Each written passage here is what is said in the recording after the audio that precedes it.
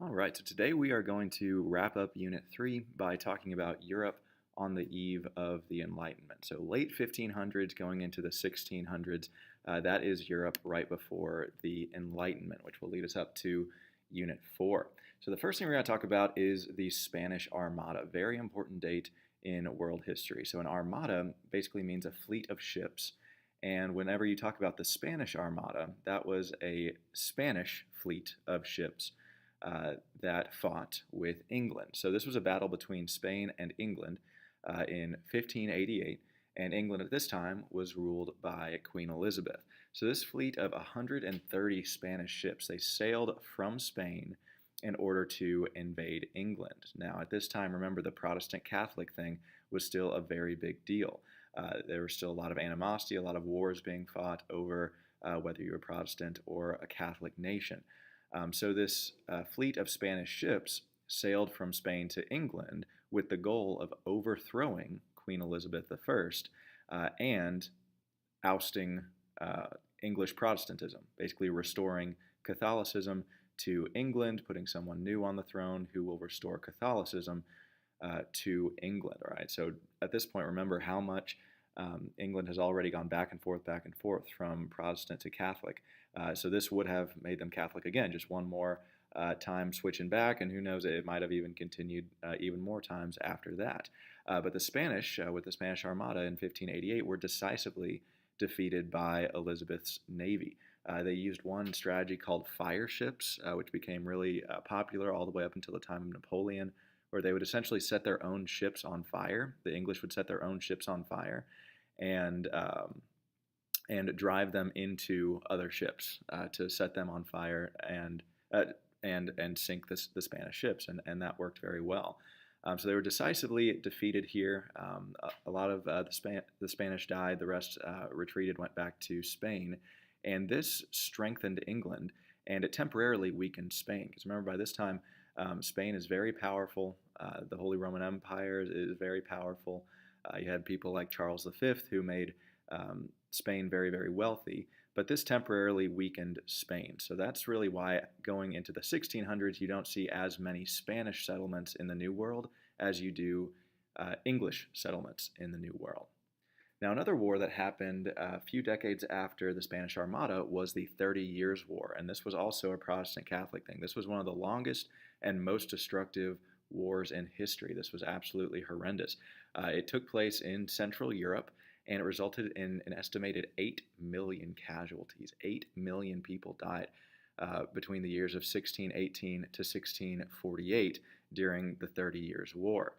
So it was initially a Protestant Catholic thing. It was initially a war between various Protestant and Catholic countries, basically in the fragmented Holy Roman Empire. Remember how disorganized it was, even from the point of Charlemagne, 800 years before this, but how unorganized and confusing it was. You had so many different various regions, and some regions within the Holy Roman Empire were Catholic, while others were Protestant. So it was a war between them in this fragmented Holy Roman Empire, and it gradually developed into a much larger conflict, a more general conflict that involved most of the great powers in Europe.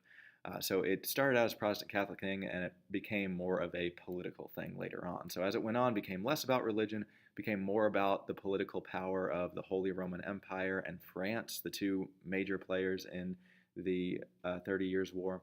And the results were that Northern Europe became firmly entrenched in Protestantism, and France, Italy, and Spain became more firmly entrenched as Catholic nations. All right, so pretty much permanently made those nations Protestant and Catholic, respectively. There, so all the nations on that bottom map in the purple, all that area still today is where Protestantism is the most common in Europe. All right, so you still see this area here, mostly Catholic. All right, certainly after the 30 Years' War, and all the area in purple was the Protestant area of Europe. Now, this war weakened the structure of the Holy Roman Empire permanently, really. The Holy Roman Empire never recovered from the 30 Years' War, and it led to their eventual destruction by Napoleon about 150 years later. Now, Queen Elizabeth I, one of the great things she did is that she supported playwrights and she supported the arts. She was really invested in that, including William Shakespeare. William Shakespeare wrote plays and poems and things during the reign of Queen Elizabeth. So her time of reign was a time of relative stability within England. There were a few rebellions toward the end of her reign, but for the most part, it was more or less stable. And Elizabeth's nickname was the Virgin Queen. And the reason why her nickname was the Virgin Queen is because she never married and never had any children. Probably she didn't marry because she saw how terribly her father's marriages ended up. Remember King Henry VIII and his 6 wives, 2 of whom he had executed, 2 of whom he divorced, 1 of whom died in childbirth. So she's like, I don't want anything to do with marriage. She did not get married at all. So she ruled by herself in England for a very long time. But because she didn't have any kids, that meant that there was no heir to the throne in the Tudor family after Elizabeth's death in 1603. And you might say, well, that's a sigh of relief. No more Tudors. I mean, they were all pretty crazy to varying degrees. But because there were no more Tudors, that means somebody else has to take the throne, a different ruling family. Therefore, her distant relative, King James VI of Scotland, became King James I of England upon her death. So he then ruled both Scotland and England.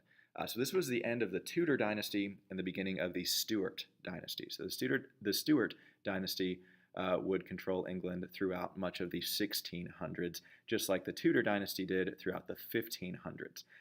Now, if anybody knows, the first English settlement in the New World in America was in Jamestown, Virginia. Okay, so think about what 2 people Jamestown, Virginia was named after. It's James, King James, the king at the time of the settlement of Jamestown, and Virginia, named after the Virgin Queen, Queen Elizabeth, who had recently passed away at the time of the settlement of Jamestown in 1607. King James is also famous for being the one who commissioned the writing of the King James Bible. You probably heard of the King James Version, the KJV, and that was in 1611. So the 17th century monarchs of England after Elizabeth, all right, just to name all 5 of them before we get to something called the Glorious Revolution, which is a little bit later. You have James I, who we just talked about. He was 1603 to 1625. Then you have his son Charles I, and then something really crazy happened called the English Civil War, which we'll get to in a minute. And in the 1650s, Oliver Cromwell became the Lord Protector of England. So they didn't have a monarchy for a while. He was the Lord Protector, not the king, but he was pretty much a dictator.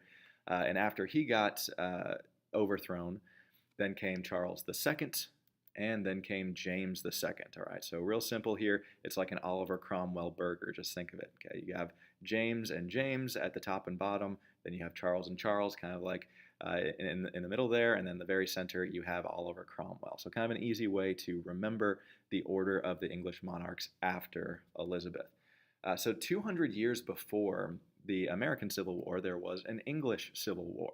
Okay, so whenever we say the Civil War, we mean the one that took place in America in the 1860s. But there have been a lot of civil wars in the past, and there was one in England in the 1600s. It was from 1642 all the way until 1651. It was an armed conflict between a group called the Parliamentarians, who did not want England to be a monarchy anymore. They wanted to overthrow King Charles I.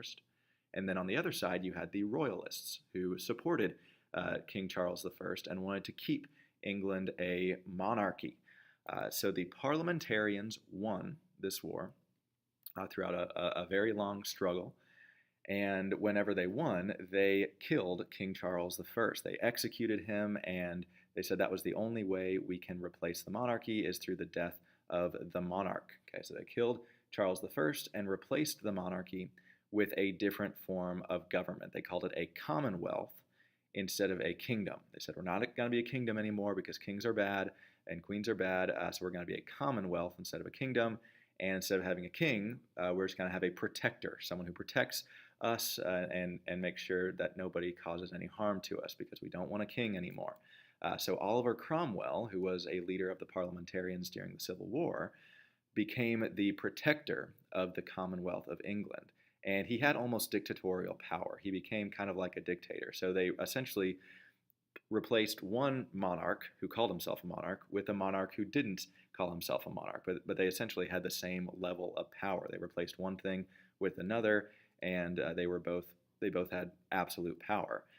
Now, Charles's son, Charles II, was exiled to France. They had a little mercy on him, said, we're not going to kill Charles II, but we're going to exile him to France. That way he doesn't try to usurp the throne and take over Oliver Cromwell. Now, Oliver Cromwell died in 1658 after kind of a troubled rule. A lot of people didn't really like him, did not think he did a good job leading England, and a lot of people thought, maybe we should have a monarchy. And especially with his death in 1658, it caused a ton of political chaos in England because there was no longer an established succession of power. And whenever you don't have an established succession of power, whether it's like a monarchy, like an heir to the throne, or like what we have in America with organized free and fair elections, it causes a power vacuum. It causes political chaos when a leader dies or steps down from power. And that's what happened in England in the late 1650s. So this resulted in the English people restoring the monarchy. They said, okay, maybe this whole English Civil War thing was a bad idea. Maybe we shouldn't have gotten rid of our king. We want a king again. So they restored the monarchy because they wanted more order in England. They're like, anything is better than this. This is complete chaos. We need some order. So Charles II, who's still exiled in France at this point, he was invited back to England, and he was actually crowned king in 1660, just about 10 years after after his people killed his dad. They welcomed him back and said, yes, sorry about killing your dad and all. We probably shouldn't have done that. We want a monarchy again. Okay? And then after him was James II, and that leads us up to 1688 with something called the Glorious Revolution in England, which we will get to next unit. All right, so there you go. That is Europe on the eve of the Enlightenment, which leads us up to Unit 4.